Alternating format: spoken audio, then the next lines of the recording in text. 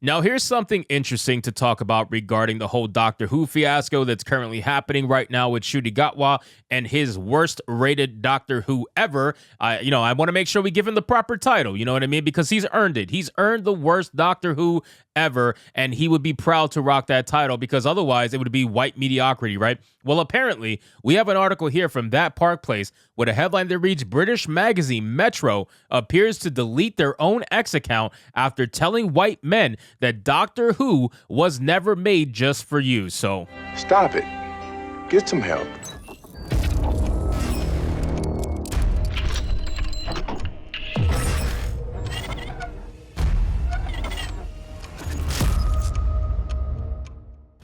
again, ladies and gentlemen, this is a prime example of how you kill a TV show before this show even comes out. When you have headlines like this running rampant with no control over them whatsoever, when you have people trying to tell everybody else and gaslighting them and saying, no, Doctor Who was never for you, white people. Doctor Who was never meant to be a white-only show. And they're right. It was never meant to be a white-only show. But the way that you're going about it and trying to talk as if white people didn't create this thing that you're currently co-opting, it's absolutely ridiculous. And it goes to show that you're coming from a very privileged standpoint if you know that you can speak like this and get away with it publicly. So anyway, let's get into this article, guys, from That Park Place. But of course, before we do, if you are new here, just consider hitting that subscribe button. I would greatly appreciate it, and like the video to push us out into that YouTube algorithm. Good old Ncuti Gatwa, worst Doctor Who ever. I'm so proud of you. Congratulations. British magazine Metro appeared to delete its X account after publishing an article telling white men that Doctor Who was never just for you.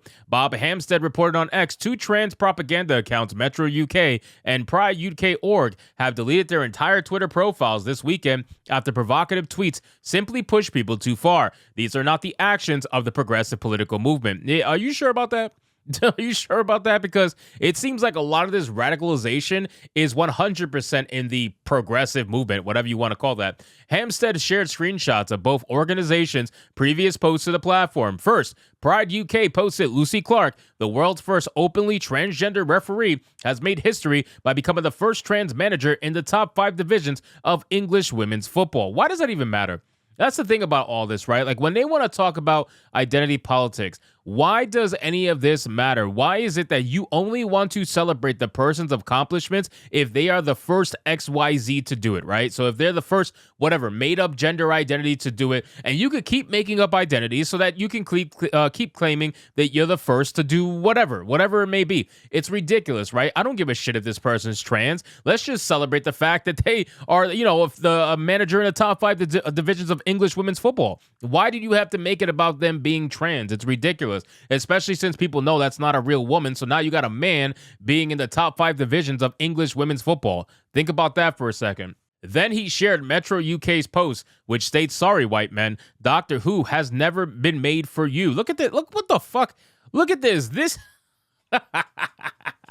This right here.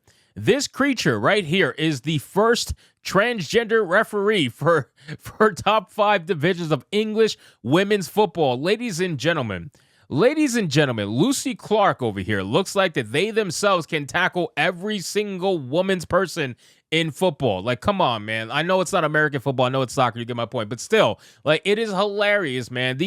What the fuck? This thing is like a wrestler. This is a wrestler right here in a wig. It's ridiculous. As noted by Hampstead, both Pride UK and Metro deleted their accounts on X. They'll be back.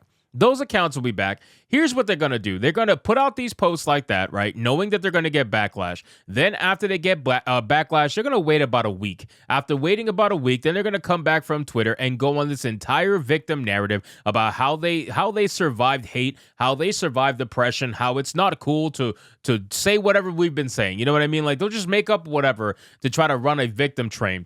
Interestingly, while the account has been deleted, the Metro UK outlet is still posting articles under its Metro Entertainment and Metro Opinion accounts. The article in question, written by Asiya Iftikhar, is still available to be read on the outlet's website as well. It claims that the show has always been woke, but there is still a long way to go to make Doctor Who diverse, both in front and behind the camera. So again, These people like Asia, or however you say her name, they love to say, oh yeah, XYZ show has always been woke. They do this with X-Men too. And they don't understand. Well, actually, I should say they do understand. They understand they're being completely fucking disingenuous because their version of woke in today's modern day is not how it was back in the day. There are two completely different mindsets, two completely different ideologies, and the wokeness of today would never apply to whatever was considered woke back in the day. It just wouldn't. Like they're two completely different ideologies, but they'll try to make it seem as if the show was always woke because since they're currently co-opting it, they want to make it seem like they were always here in the first place, and we all know they weren't. It says ironically, Iftikhar does not discuss any Doctor Who before the appearance of John Barrowman's Jack Harkness, which again, not too shocking, considering that she's probably not even old enough to realize the actual history of Doctor Who. I'm not even old enough to realize the actual history of Doctor Who. I highly doubt this fucking progressive here on Twitter knows the history. She also locked her personal X account. Shocker, not too shocking. You know what I'm saying? Like, she is not able to actually take the heat for whatever she's putting out there. Most of these people want to live in an echo chamber. I've proven that on my Twitter many different times. Whenever you invite them for a discussion, when you invite them for even a debate, if you want to call it that, or if you invite them just simply just to talk, they'll never do it. They'll just want to stay in their echo chamber. They'll lock down their accounts. They'll block you. They'll do whatever they can to ensure that their ideology goes unchallenged, because the moment you challenge it, it falls apart. That's normally what it is.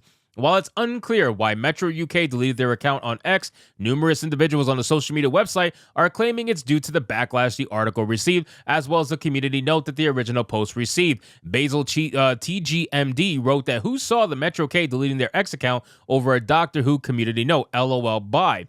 Now, if you look at the community note here, it says, sorry, straight men, Doctor Who was never made for you. The note says this is not true. Doctor Who was always billed as a family show. That is such a simple community note, but imagine something so simple being able to completely destroy an entire account. That is just epic.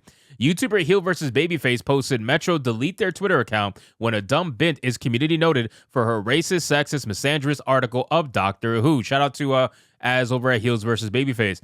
David Winter wrote, congratulations to Asia for writing an article so racist and error-filled that one of the largest media outlets in the UK had to delete its Twitter and TikTok accounts. Wow, so they also deleted TikTok. That is amazing.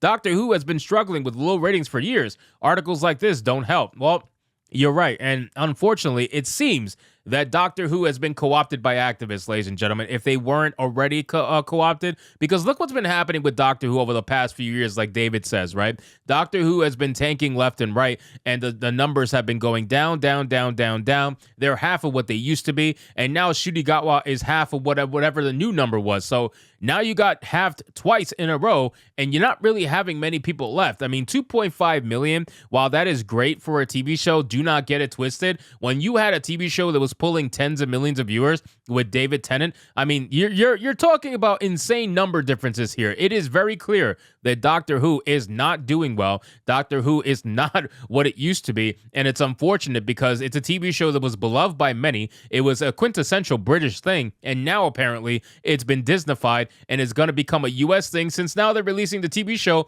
during primetime US hours and not UK hours. So that's a slap in the face, in my opinion, for anybody who's British that actually enjoyed this show, but they don't really seem like they care about you. So anyway, guys, thank you so much for watching this video. I hope you did enjoy it. If you did, consider leaving me a subscribe. I would greatly appreciate it. Don't forget to like the video, comment, let me know what you thought, and I'll see you guys on the next one. Hypnotic out.